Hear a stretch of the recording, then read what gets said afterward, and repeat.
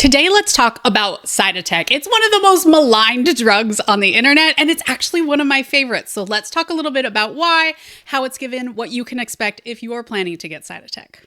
In case we haven't met yet, hello, I'm Hillary. I'm the pregnancy nurse. I've been a nurse since 1997. I have 20 years of labor and delivery experience, and I am your evidence-based bestie to give you information that you need on topics like Cytotec.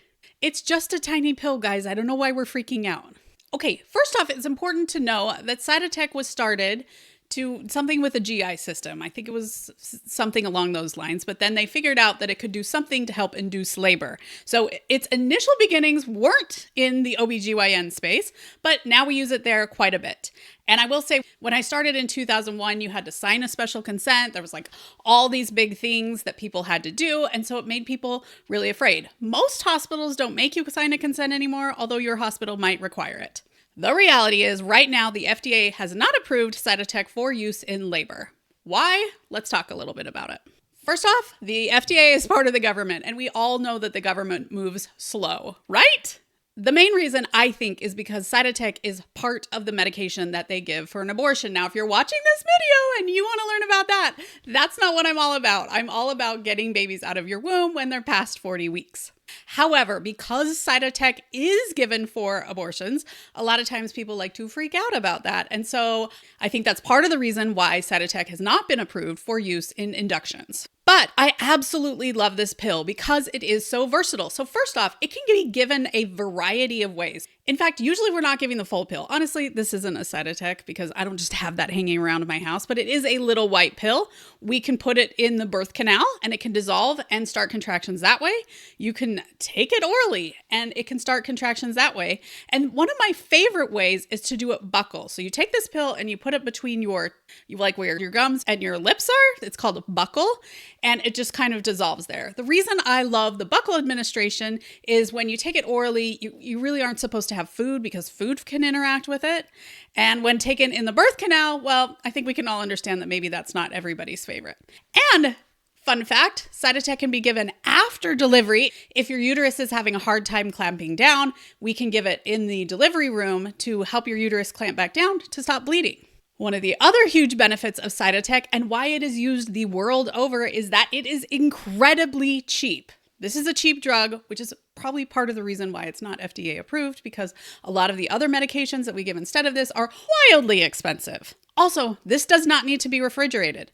So if you're in Africa, you can give Cytotec. If you're in San Jose, California, you can give Cytotec. It can be given in many places in a variety of ways and doesn't need all this like coddling to be given. I'm a huge fan of it. So when is Cytotec given? Usually we're giving it when you need to soften your cervix. So that means that your cervix is usually less than 3 centimeters and it needs to soften up. Now, you guys hear all the main numbers that we give when we check somebody's cervix, but there's a lot that we learn from a cervical exam. The consistency of the cervix, how soft or firm it is, really tells us a lot about how ready your cervix is for labor. And I found a lot of benefits from making sure that we give Cytotec to soften that cervix before we hit you with Pitocin if you're being induced. Now, a lot of people just want to have Cytotec. They are thinking they can avoid Pitocin if they take Cytotec. And while every once in a while that can happen, most often Cytotec gets you to 3 centimeters and then we need to back it up with Pitocin to really get your uterus engaged and start you into active labor. So you think of Cytotec as the one that gets you through early labor, and then Pitocin comes in and takes over and gets you to delivering your baby. Which, by the way, Pitocin and Cytotec can be given to decrease bleeding after delivery. Studies have shown that people who are given Cytotec often deliver quicker than people who were not given Cytotec and go directly to Pitocin. I am a huge fan of it. For a long time, I saw providers who were hesitant to use it and wanted to use low-dose PIT in the beginning instead of Cytotec. The main drawback of Cytotec is that once we give it, we can't really take it back versus Pitocin because it's going in on an IV, which means you need to be hooked up to an IV all the time. We can stop it. And Pitocin has a very short half-life, and that's one of the big benefits of Pitocin is that we can stop it and kind of regroup if your uterus contracts too much. However, if we give Cytotec, there are medications that we can give to stop the contractions or lessen them should we need to. So that's just a little primer on Cytotec. There are a lot of birth injury people out there. There's a lot of anti-induction people out there who love to talk about Cytotec.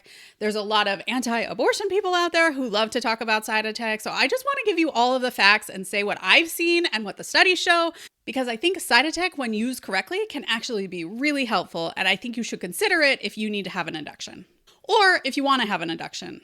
Now, if you're interested in more information in induction, come join me in the online prenatal class for couples. We actually have a whole chapter on induction, which is what a lot of birth classes skip, even though a lot of people end up needing to have an induction. So I think it's really important that everyone have a little bit of information about induction in case that's the way your baby needs to be born. If you like this video, please give it a big thumbs up and give me a follow so I can join you for the rest of your pregnancy.